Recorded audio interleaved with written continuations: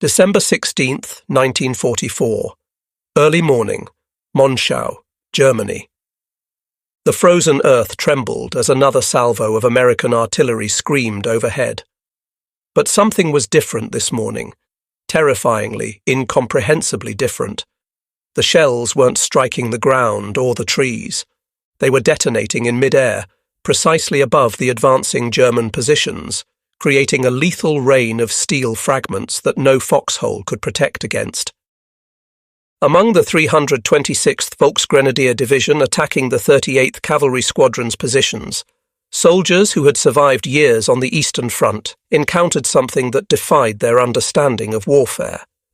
These weren't the artillery patterns they knew, the predictable impacts, the safe zones, the protective value of entrenchments. This was death delivered from above with mathematical precision. At that moment, Colonel Oscar Alfred Axelson of the 406th Artillery Group had just made one of the most consequential unauthorized decisions of the Battle of the Bulge. Against standing orders without permission from higher command, he had ordered his gunners to load shells equipped with the most closely guarded secret in the Allied arsenal, proximity fuses. These devices, containing miniature radar systems that could detect their distance from targets and detonate at the optimal height, would multiply artillery lethality by a factor of 50. The mathematics of death were about to be rewritten in the frozen forests of the Ardennes. What the German soldiers couldn't know was that they had just encountered a weapon so revolutionary that it would transform not just this battle, but the very nature of warfare itself. The storm unleashed. Operation Watch am Rhein, Watch on the Rhine, had begun with tremendous promise for the Wehrmacht. Hitler's last gamble involved 200,000 German soldiers, 1,000 tanks, and nearly 2,000 artillery pieces, all massed in secret through the fog-shrouded Ardennes. The Führer had assured his generals that this offensive would split the Allied armies and recapture Antwerp, turning the tide of a war that was slipping inexorably toward defeat. The initial bombardment at 0530 hours on December 16th had achieved complete tactical surprise. German artillery fired at a rate of 1,600 rounds per minute along the 85-mile front. American intelligence had failed catastrophically.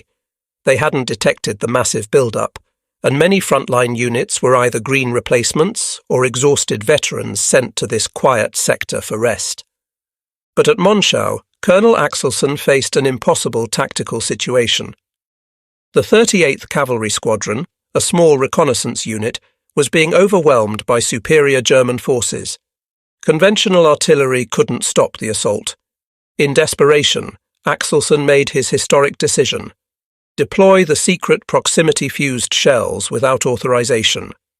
He would later face potential court-martial for this choice, but in that moment, he recognized that following orders meant certain defeat.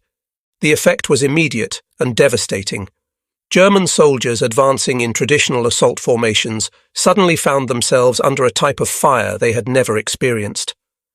The shells exploded 30 to 50 feet above them, each detonation creating a cone of fragments that covered vastly more area than conventional ground-burst shells. Veterans who knew how to take cover from normal artillery were cut down in their foxholes, behind trees, in ditches, anywhere they sought shelter. The secret science of death. The proximity fuse represented the convergence of American scientific innovation and industrial capacity at their absolute peak. Unlike conventional shells that required direct impact or time fuses that often detonated at wrong heights, the proximity fuse contained a self-contained radar system no larger than a coffee can. Inside each fuse, American engineers had packed 130 electronic components, including 4 or 5 miniature vacuum tubes, depending on the model, that could withstand the incredible 20,000 times gravity force of being fired from an artillery piece. The physics involved were staggering. At the moment of firing, the acceleration would crush a glass ampule containing electrolyte, creating a battery that powered the tiny radar for the shell's flight duration.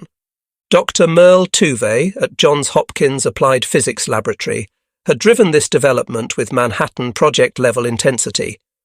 The laboratory, disguised as an abandoned used car dealership in Silver Spring, Maryland, employed 3% of all American physicists at peak production. Security matched that of the atomic bomb program. Workers couldn't discuss their work even with families, and each fuse carried a unique serial number for tracking. The technical challenge had seemed insurmountable. Vacuum tubes designed for living room radios had to be completely redesigned to survive being fired from cannons. They had to function while spinning at extreme rotational speeds, work in all weather conditions, and be sensitive enough to detect targets without premature detonation. The breakthrough came through miniaturization techniques that would later revolutionize the electronics industry. Dr. James Van Allen's tubes were no larger than pencil erasers, yet contained all the elements of conventional radio tubes. By December 1944, American factories were producing 40,000 proximity fuses daily. Over 100 companies contributed to the effort, from RCA and General Electric to Sylvania and Crossley Corporation. The program's cost reached $1 billion in 1940s dollars, second only to the Manhattan Project in wartime spending. Authorization crisis and expansion. Axelson's unauthorized use on December 16th created an immediate command crisis. He had violated direct orders restricting proximity fuses to anti-aircraft use, fearing that captured examples might be reverse-engineered by the Germans. But the devastating effectiveness at Monschau was undeniable. The German attack had been stopped cold with casualties that shocked both sides. Word of the weapon's impact reached Supreme Headquarters rapidly. General Eisenhower, recognizing the desperate situation developing across the Ardennes, formally requested authorization on December 19th. By December 21st, all restrictions were lifted, and proximity fuses were released for general ground combat use across the entire Bulge battlefield. The rapid distribution that followed demonstrated American logistical superiority. Within days, proximity-fused shells were being delivered to artillery units throughout the Ardennes.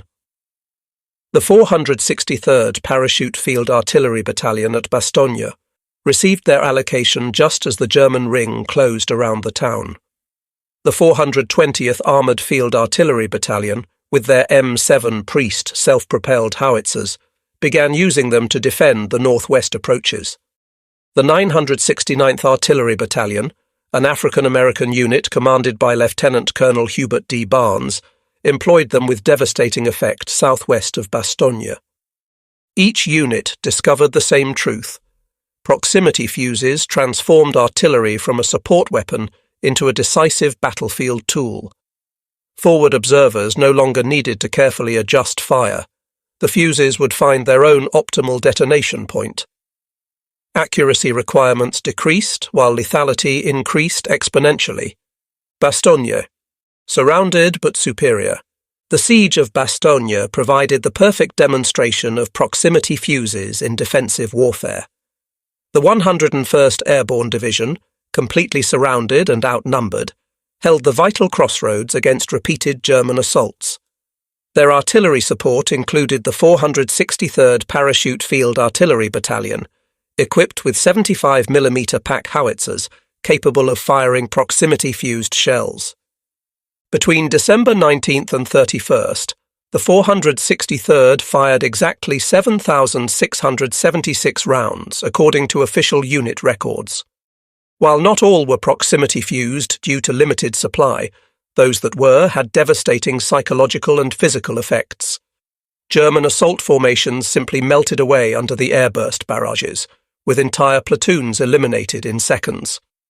The December 22nd attack following General McAuliffe's famous "nuts" reply to the German surrender demand showcased the weapon's effectiveness. German infantry advancing across snow-covered fields in traditional formations were caught in the open. The proximity-fused shells detonated overhead with precise timing, creating overlapping patterns of destruction that left no safe zones. The all-African-American 969th Artillery Battalion played an equally crucial role. Their 155mm howitzers created a ring of death around Bastogne's perimeter that German forces found impenetrable. The larger shells, detonating at 50 feet, covered even greater areas with lethal fragments. German prisoners later reported that attacking units often lost cohesion before even reaching American lines, with soldiers fleeing the